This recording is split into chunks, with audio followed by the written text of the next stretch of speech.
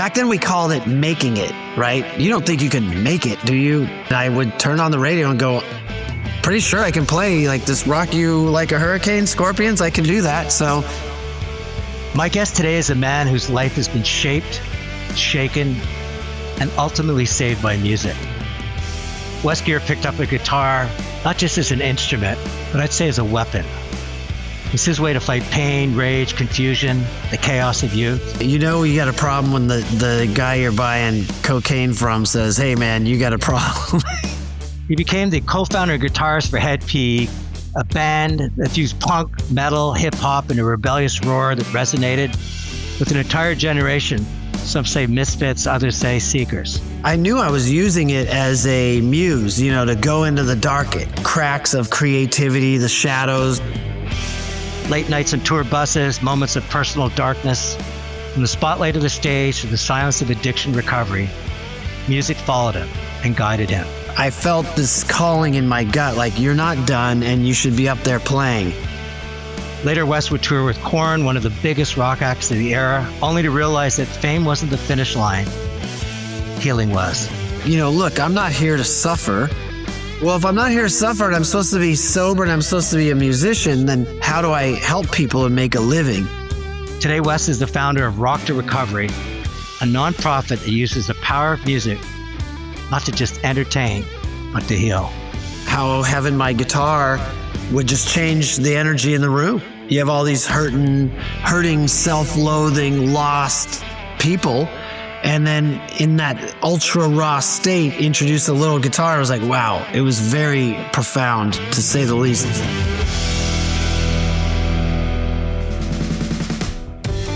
Hi, it's Tony Chapman. Thank you for listening to Chatter That Matters, presented by RBC. If you can, please subscribe to the podcast. And ratings and reviews, well, they're always welcome and they're always appreciated. Wes, welcome to Chatter That Matters. Hey, thanks for having me, Tony. We did it. We are here. And you're down in Laguna Beach, California born. So talk a little bit about your upbringing and family life. You got 7 siblings. So how did that shape Wes's early years?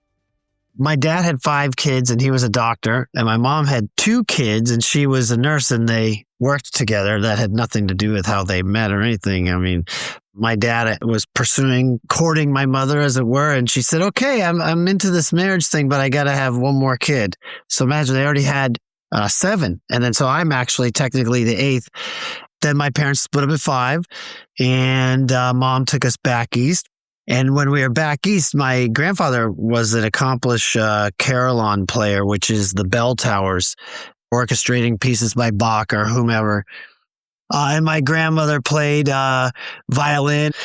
Some accomplished people. So classical music was in my background music. I loved it. It's very traditional to me. And my brother Jim, being several years older than me, was into the acoustic guitar, and he played Smoke on the Water.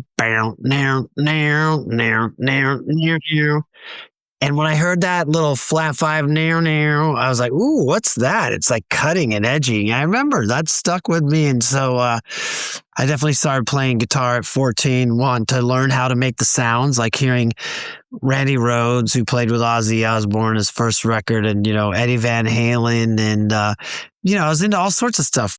That was my passion. You're talking about falling in love with guitars, but some of this stuff that I read about you also said that you really struggled in school. Was it just because you loved music, or was it just having 6 half siblings and moving and everything else? I mean, what created this sense of rebellion and literally dropping out of school by age 18, you're homeless?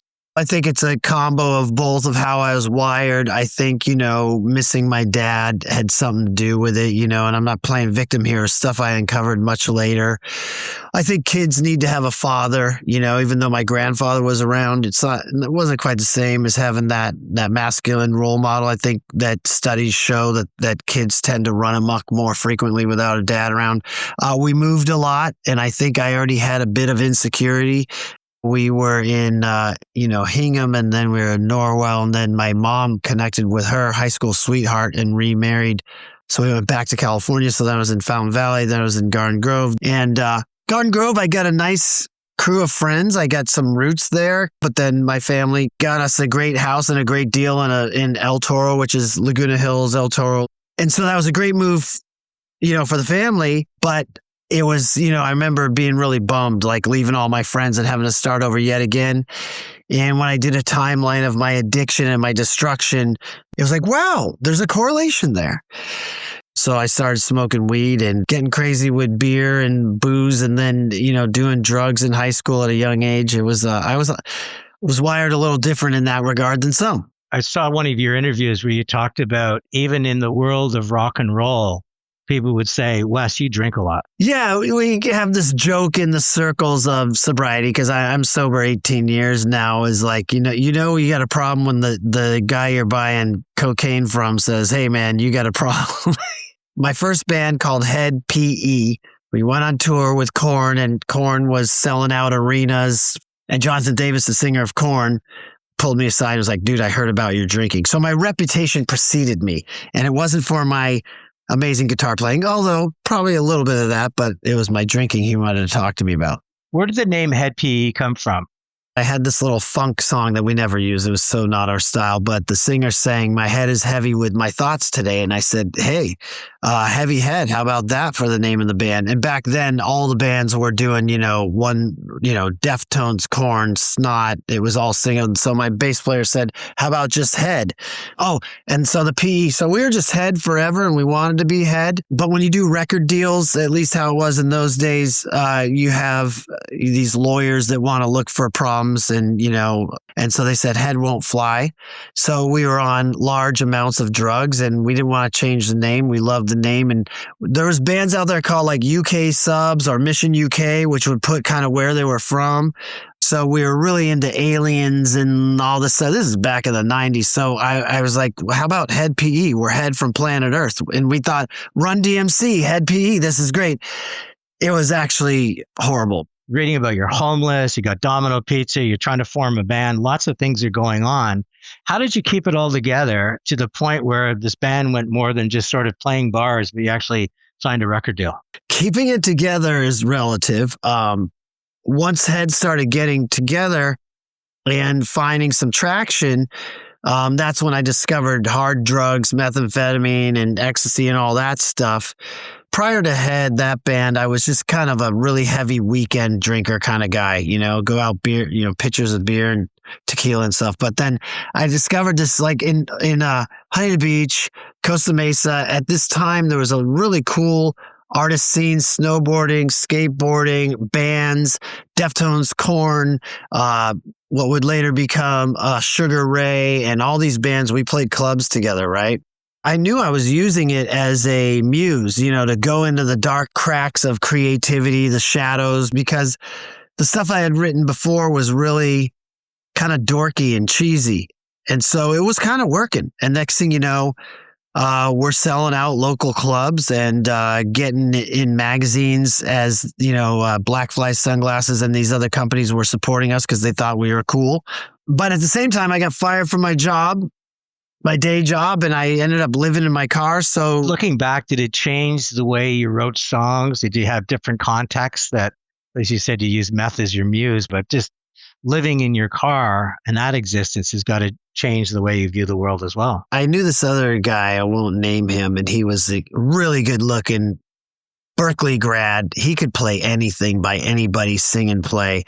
And I was just like, dude, I think you got to go smoke some crack or something, because there wasn't that, like, where's that? And again, this is my angle. I'm not a pop person. I'm a rock guy, and I want to feel the edge and I want to feel the raw emotion.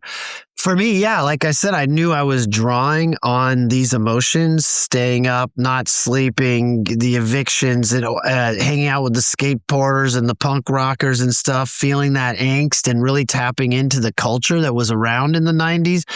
We were coming also artistically out of the 80s, which was so about the mask and the facade of, makeup and all that stuff. But, the 90s with the Pearl Jam and Nirvana and Nine Inch Nails was this thing about being raw and emotive. 10 years you're with Head P.E. You sell a lot of albums, you have a lot of success, but you suddenly decide that's enough and I'm going to leave the band. So kind of, if you can, compress that sort of arc and what made you come to the point where you weren't feeling it the way you wanted to feel it. While in the beginning, I wouldn't have said me leaving Head and the implosion of Head had to do with my drinking because it didn't technically directly, but my actions and the way I was living and affecting people and hurting people did. And I lost respect in the band and it became irreparable. And so the band was falling apart. People weren't getting along. We were trying to fix it. It couldn't be fixed because we just couldn't get back into that cohesive brotherhood we once had. And it became untenable until there was a final, after being on our third album tour where the singer and I aren't even talking to each other and we used to be best friends. It was just so dark and depressing. It was already dangling by a thread, until there was a giant blowout and I was just like, I'm out of here. I was drinking. So I was not in a place to like really be strategic. And one night I was just like, I'm gone. I've watched so many biographies of bands where there really is a life cycle to it. What you were hearing, the chemistry and everything else just evaporates. Does that just happen all the time? Or is that something that really requires something, an anomaly like substance abuse? I'm going to give you a horrible metaphor. If two people are in love and they have incredible sex, they could go back the next day and try to recreate that incredible sex and just not going to be able to. There's some magic to how all the energies at that time, in that moment that everybody brought coalesce that make the magic. And so often with artists, part of it is that they're young, youthful talent. They're on the pulse of what's happening and where things are going. So they're going to go somewhere new. Also, they lack the complete knowledge of songwriting and how it's supposed to be done. So they accidentally break all the rules and they give you something new and fresh.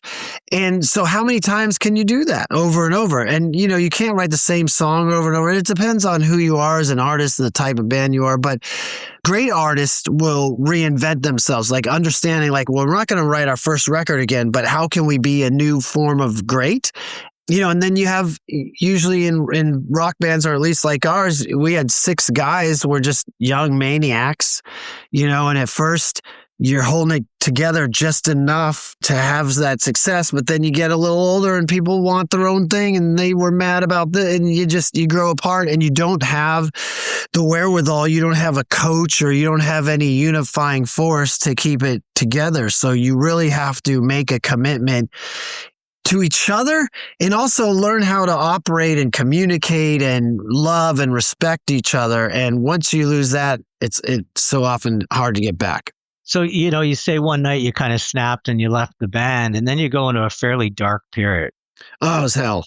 What I read about it was as dark as it could get. Did you ever just think that why bother, keep going?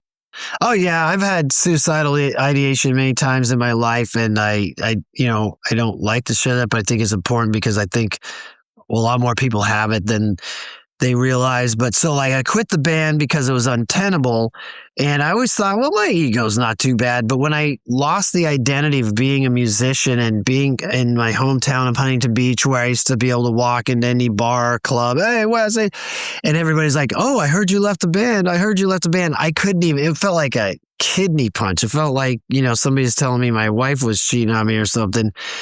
By this point, I'm not sober yet, so my coping mechanism was to go back to drugs and alcohol, and it got even worse. So I'm dark and depressed, and my solution is doing more and more drugs. And meanwhile, my brother gave me a day job, so I hated it, but it was more than I deserved at that point for my skill set. But I'm showing up to work just high and loaded and answering phones and like, who am I? So, they call this in spiritual circles the dark night of the soul. This is the birthing place. Finally, I told my brother what was going on and he kind of did a pseudo intervention and I went into a rehab and I didn't know what was wrong with me, and then I learned, I did a 12-step program and I learned that it wasn't just like a habitual problem I have that I use too much. It's that I have this addiction. The phenomenon of craving is what we call it. Once I start drinking, I'm off to the races and I'm not going to be able to control it. And that's shown to be very true in my life. And then we get down into causes and conditions. What is it that you're running from? The feelings, the resentments, the fears, the traumas, and you face that stuff. And then you truly heal from the inside out. And then when you get healed, you're like, oh, I don't want to drink anymore. I'm good. I'm, in this new this new rebirth happens. Did you come out that way, that whole, that quickly? Because a lot of people that I've talked to that have gone through this have to have a few relapses to remind themselves of what they were, to really go after what they're after. By the time I was willing to get help, the drugs and the booze weren't getting me high anymore. So I already knew it wasn't working. The first time I got sober, I was really into it. I stayed sober almost 3 years, but I stopped doing the work that got me sober and kept me sober. I did relapse, I was trying to, what we say is control and enjoy my drinking. Well, maybe I could drink and pull it off. Everybody's journey is different. In the 12 steps program, we say, we're powerless, and so it's kind of like this final surrender. And I think some people have an issue with that surrender, and they're going to keep thinking, maybe I can control it. Maybe I can have a little bit. So until you've decided that you cannot have a little bit and you can't control it, and that drinking and using is not a solution, you're going to keep going to it. You relapse, you start using the tools again, but soon after that, you get a knock on the door from Korn saying, hey, we'd love you to come and join the band. That to me was a devil and angel moment, because you're really trying to get your life back together again, but getting back on a tour bus, there's got to be, you're surrounded with temptation. In the literature of the Alcoholics Anonymous program, it said, there's this line that says, we develop this vital sixth sense. And I don't know why that hit me, but it hit me. And I was like, okay, I need a miracle here. I'm not going back to school. I got to get out of this job with my brother. This doesn't feel like the right sitting for who I am as a person to answer phones all day. So I just started meditating every day, asking the universe, where do you want me? I'm a musician, et cetera, et cetera. I felt this calling in my gut, like, you're not done and you should be up there playing. That's when I got a call out of nowhere from Monkey from Korn asking me to come play with them. People say, oh, wasn't that hard? You had temptation, et cetera. It's like, well, no, because I wasn't practicing abstinence. Because I faced my demons and the darkness and did the therapies and went through my emotions and got right with my past and cleaned up my wreckage. I didn't want to use anymore. And I continued to work my program and went to, support fellowship meetings around the world while I was on tour with Korn. And when I got that Korn gig, I was in a Starbucks in North Carolina, and I got the call that I got the gig, and I just started crying because every bit of that gig with Korn was because I was sober. They wanted a sober guitar player. So for me to honor and succeed in the gig with Korn meant I had to honor my sobriety and my recovery. So it's like, I got to stay on it. It's like if God's like, I'll give you the wife of your dreams, but you got to mow this lawn every day. Okay, I'm mowing that lawn every day. And how did the band react to that? There must have been some fascination that you had this very spiritual side to you, when I have to believe that the band has got their sort of their own psyche that they're putting out there, and they're bringing you into it, but at the same time, you're bringing something completely different. Yeah, well, it's interesting because the guy I was filling in for, Brian Head Welch, had left the band himself to go find himself and had a spiritual revelation of, with Jesus and through that faith. And so did the bass player, but he didn't leave, Fieldy. And Monkey had, quit drinking. And Jonathan Davis, the singer, had his demons that he beat, and he hasn't drank, I think, longer than I haven't drank. When he was hitting me up on tour about drinking, he had already quit himself. So I think what you find, at least in this band, but I think throughout music industry with veterans, is there's so many of us out there fighting demons, trying to stay alive. That's one of the reasons they embraced me and were happy to have me, because they wanted somebody who wasn't lost in the craziness of rock star hedonism, When we return, Wes and I will talk about his transition from rock god to rock to recovery, and how his circumstances, his life, has manifested into a roadmap that's bringing hope, health, and happiness to a lot of people. Hi, this is Tony Chapman. I want to talk to you about what RBC Wealth Management is doing to support healthy aging. Old age is becoming old news. We're living longer, and planning for our future means we need to integrate health, wellness, and our financial matters. RBC Wealth Management is partnering with leading experts and organizations like the MIT Age Lab, the National Institute on Aging, the Women's Brain Health Initiative, Elder Caring, and the Women's Age Lab. Why? provide you with comprehensive resources covering every aspect of you aging well. This includes support for your physical and mental health, caregiving, maintaining financial stability, and preparing for later life health issues, ensuring you can age safely and comfortably, and ideally in your own home. With RBC Wealth Management, you create a personalized plan that adapts as your needs change, giving you peace of mind and security.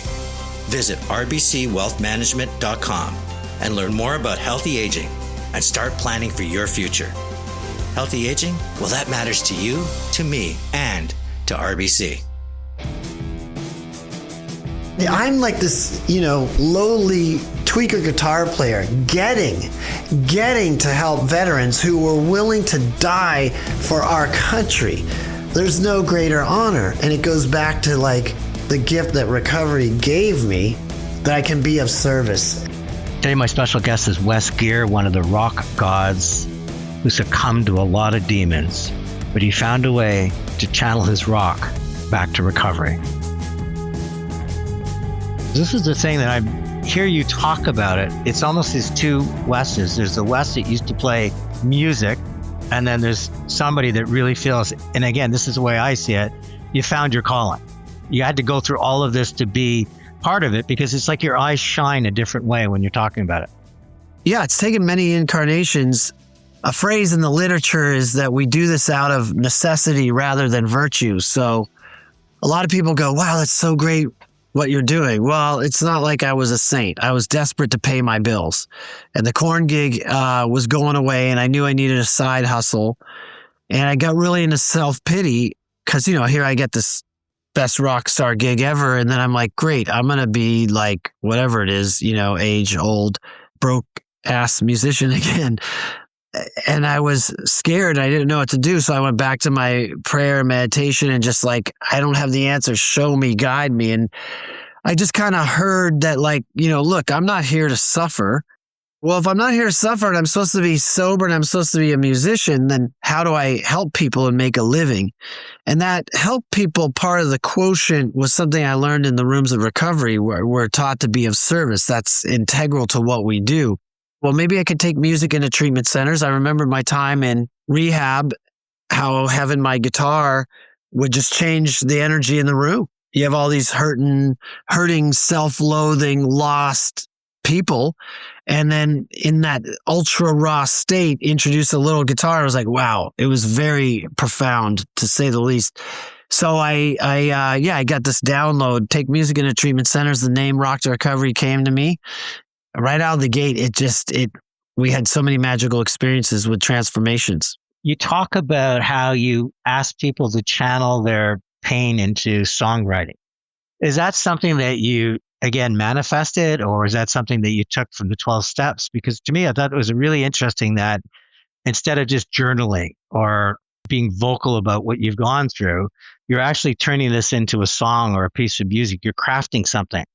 There's a part of my heart that is really sad and hurt from living life, right? And again, it's not being a victim, but for me, as the way I play and write, there's a sadness. And so it's always been to get that stuff out. That's who I am as a player. Again, I'm not a pop artist. I went to treatment. I know what it feels like. You're hurting. Like you got to go on a timeout because you're killing yourself and destroying the people around you too in pain. And so it's inherently full of pain. Now, sometimes in rock recovery sessions, we need to have a fun song. We sing about cats or pizza. We do that too. But just naturally, people who are seeking recovery, whether it's eating disorders or whatever it is, they got stuff to get out. And so they're like, I don't know how to write lyrics. Well, what we do is we have a conversation. What's going on with you? And then the pain comes out. You show them how to put that into a song. And then we have the opportunity to tell the story in the verse. And then in the chorus, go to some sort of anthemic, positive mantra kind of hook. How often do you think people share that song with people they've hurt? So we've written 45,000 songs, more than that, and they're on our SoundCloud account. We have like millions of listens on these things. So they're going back, they're sharing them. Yeah. That's got to be magic to you. You come out more often than not, your success is measured by staying sober. But in this case, you're coming out with a piece of music that to me is often presented as an apology or a gift. Or my dad was an alcoholic. So I know that when he was sober, the thing he struggled the most with was saying sorry. You branched from sort of just music. And as you said, these aging musicians that are all fighting their own demons, and you got involved with younger adults, you got involved with veterans. And how did that expand into that group? Because I have to believe your style of music wouldn't necessarily be on the playlist a lot of veterans. Or maybe I'm wrong. So the company was started